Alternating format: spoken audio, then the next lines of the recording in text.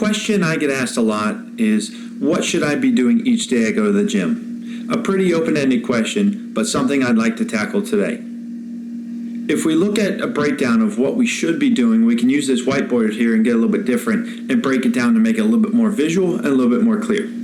So assuming that you have at least 3 days to go to the gym, which shouldn't be asking too much, we can break it down into a push, a pull, and a legs.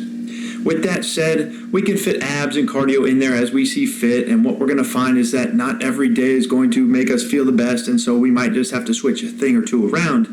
But with this breakdown, time has showed us through bodybuilders, through any type of yoga athletes, anybody who has come before us, these push-pull and legs has worked the test of time. So this might seem like a little bit of a beginner's routine, but one thing to consider is that exercise selection is going to be what separates us from a beginner.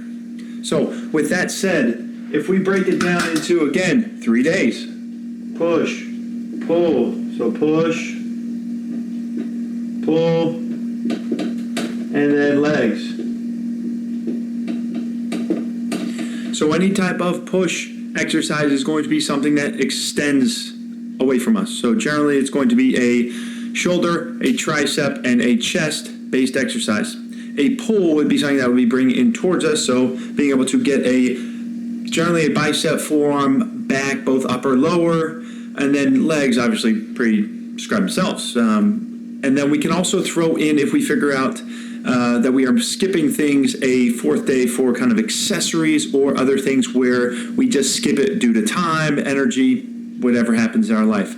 So with our exercise selection, what we have to consider are frequency, angles, percent of repetition relative to our 1 rep maxes. So if we are able to start with our push, for example, say we're going to do a dumbbell or barbell bench press. One thing that people consider is that when you're new, being able to do a dumbbell will give you a better bit of stability. What that means is that you have to actually control the weight. So instead of having it be one side versus the other, you have to keep control. With a barbell, you have to provide a lot of effort, and so therefore we can overload our muscles. We have to stabilize it a little bit less relative to the dumbbell version. Things like that at the beginning, truthfully, don't make a huge bit of difference. Being consistent is going to make a much bigger impact, but variation for a lot of people is going to keep them coming back. So if we go ahead and say that we want to do a bench press, what we have to consider is the number of repetitions. Do you do 5? Do you do 10? The greater number of repetition, the more on the spectrum, the continuum, towards endurance we go. If you are looking to be the strongest person in the gym, you will want to stay at a 1 to 5 rep scheme. So based on the amount of volume, going back to the total number of repetitions, and the intensity or percent of the 1 rep max in which you are working, if you are doing a 1 rep max at 90%, you will not be able to do as many in your workout compared to if you are doing 10 repetitions at about 50%. Kind of think of it as a battery, where the more you do, the more you are wasting away the battery, and it's never going to get filled again, or similar to a cup of water. You can only fill so much, and then the more you take out, less water you have to drink. So what we can figure out is if we are just looking to build muscle, for example, we'll put ourselves in a 8 to 10, maybe even 12 repetition scheme. So 8 to 12 reps. Quality repetitions, quality range of motion. Looking for about 3 to 4 sets. If we're doing 8, probably 4. If we're doing 12, probably 3.